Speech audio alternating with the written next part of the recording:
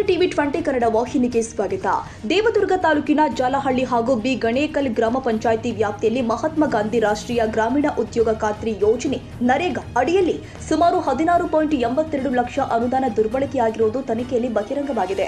ಪ್ರಕರಣಕ್ಕೆ ಸಂಬಂಧಪಟ್ಟಂತೆ ದುರ್ಬಳಕೆಯಾದ ಹಣವನ್ನು ವಸೂಲಿ ಮಾಡಲು ಜಿಲ್ಲಾ ಪಂಚಾಯಿತಿ ಸಿಇಒ ಈಶ್ವರ ಕುಮಾರ್ ಕಾಂದು ಆದೇಶ ನೀಡಿದ್ದಾರೆ. ತಾಲೂಕಲ್ಲಿ ನರೇಗಾ ಯೋಜನೆಯಲ್ಲಿ ಈ ಹಿಂದೆ ಕೋಟ್ಯಾಂತರ ರೂಪಾಯಿ ದುರ್ಬಳಕೆ ಪ್ರಕರಣ ಬೆಳಕಿಗೆ ಬಂದಿದ್ದು 35ಕ್ಕೂ ಹೆಚ್ಚು ಅಧಿಕಾರಿಗಳು ಅಮಾನತುಗೊಂಡಿದ್ದರೂ ಕೂಡ ಅಕ್ರಮಗಳು ನಿಲ್ಲದಿರುವುದು ಸಾರ್ವಜನಿಕರ ಆಕ್ರೋಶಕ್ಕೆ ಕಾರಣವಾಗಿದೆ. ಕೆಲ ತಿಂಗಳ ಹಿಂದೆ ಕೇಂದ್ರ ಗ್ರಾಮೀಣಾಭಿವೃದ್ಧಿ ಮಂತ್ರಾಲಯದ ಅಧಿಕಾರಿಗಳ ತಂಡ ನರೇಗಾ ಕಾಮಗಾರಿಗಳ ಪರಿಶೀಲನೆಗಾಗಿ ದೇವದುರ್ಗ ತಾಲೂಕಿನ ವಿವಿಧ ಗ್ರಾಮ ಪಂಚಾಯಿತಿಗಳಿಗೆ ಭೇಟಿ ಕೊಟ್ಟಿತು. ಈ ವೇಳೆ ಜಾಲಹಳ್ಳಿ ಮತ್ತು ಬಿ ಗಣೇಕಲ್ ಗ್ರಾಮ ಪಂಚಾಯಿತಿಗಳಲ್ಲಿ ಅನುದಾನ ದುರ್ಬಳಕೆಯ ಕುರಿತು ರಾಜ್ಯ ಗ್ರಾಮೀಣಾಭಿವೃದ್ಧಿ ಆಯುಕ್ತಾಲಯಕ್ಕೆ ವರದಿ ಸಲ್ಲಿಸಲಾಗಿತ್ತು.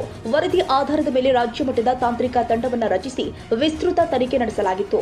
ತನಿಖೆಯಲ್ಲಿ 2 ಗ್ರಾಮ ಪಂಚಾಯಿತಿಗಳ ವ್ಯಾಪ್ತಿಯ 16 ಕಾಮಗಾರಿಗಳಲ್ಲಿ ಬಿಡುಗಡೆಯಾದ ಅನುದಾನಕ್ಕೆ ತಕ್ಕಂತೆ ಕಾಮಗಾರಿ ನಡೆಸದೆ ಪ್ರತಿ ವರ್ಷ ಒಂದೇ ಸ್ಥಳದಲ್ಲಿ ಕೆಲಸ ತೋರಿಸುವ ಹಣ ದುರ್ಬಳಕೆ ಮಾಡಿರುವುದು ಕೂಡ ಪತ್ತೆಯಾಗಿದೆ.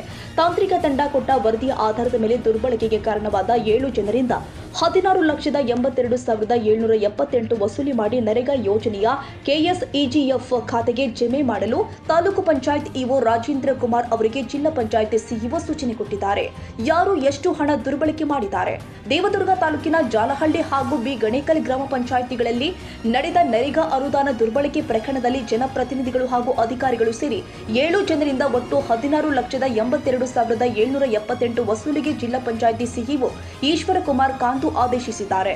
ದುರ್ಬಳಕೆ ಮೊತ್ತದ ವಿವರ ನೋಡೋದಾದ್ರೆ ಅಂದಿನ ತಾಲೂಕು ಪಂಚಾಯತ್ ಸಹಾಯಕ ನಿರ್ದೇಶಕ ಅಣ್ಣರಾವ್ 3,40,163, ತಾಲೂಕು ಪಂಚಾಯತ್ ತಾಂತ್ರಿಕ ಸಹಾಯಕ ಪರಿಮೇ ಸಾಗರ್ 3,40,163, ಜಾಲಹಳ್ಳಿ ಗ್ರಾಮ ಪಂಚಾಯಿತಿ ಹಿಂದಿನ ಅಧ್ಯಕ್ಷೆ ವಿಜಯಲಕ್ಷ್ಮಿ ಯಂಕೊಬ್ಬ 1,01,912, ಬಿ ಗಣೇಕಲ್ ಗ್ರಾಮ ಪಂಚಾಯಿತಿ ಪಿಡಿಒ ಶರಣ ಬಸಯ್ಯಸ್ವಾಮಿ 92,987, ಬಿ ಗಣೇಕಲ್ ಗ್ರಾಮ ಪಂಚಾಯಿತಿ ಹಿಂದಿನ ಅಧ್ಯಕ್ಷೆ ರಂಗಮ್ಮ ಸೋಮಯ್ಯ 92,987, ತಾಲೂಕು ಪಂಚಾಯಿತಿ ಹಿಂದಿನ ತಾಂತ್ರಿಕ ಸಹಾಯಕ ಇಂಜಿನಿಯರ್ ರವಿ ಕಿರಣ್ 6,12,651. ಈ ಎಲ್ಲ ಮೊತ್ತಗಳನ್ನು ಸಂಬಂಧಪಟ್ಟವರಿಂದ ವಸೂಲಿ ಮಾಡಿ ನರೇಗಾ ಯೋಜನೆಯ ಕೆಎಸ್ಇಜಿಎಫ್ ಖಾತೆಗೆ ಜಮೆ ಮಾಡುವಂತೆ ಅಧಿಕಾರಿಗಳಿಗೆ ಸೂಚಿಸಲಾಗಿದೆ. ರಾಜ್ಯ ಮಟ್ಟದ ತಾಂತ್ರಿಕ ತಂಡದ ತನಿಖೆಯಲ್ಲಿ ಕಾಮಗಾರಿ ನಡೆದ ಪ್ರಮಾಣ ಮತ್ತು ಬಿಡುಗಡೆಯಾದ ಅನುದಾನದಲ್ಲಿ ವ್ಯತ್ಯಾಸ ಕಂಡುಬಂದ ಹಿನ್ನೆಲೆ ಈ ಕ್ರಮ ಕೈಗೊಳ್ಳಲಾಗಿದೆ.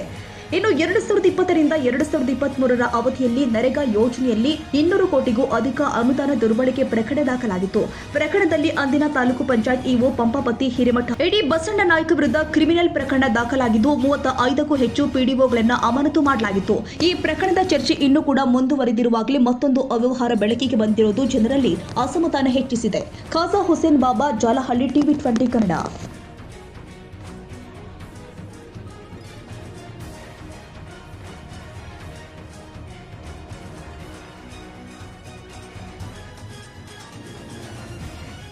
ಕನ್ನಡಿಗರ ಮೆಚ್ಚಿನ ನಿಮ್ಮ ಟಿವಿ 20 ಕನ್ನಡ ವಾಹಿನಿ ಇದೀಗ ಟಿವಿಯಲ್ಲಿ ಲಭ್ಯ.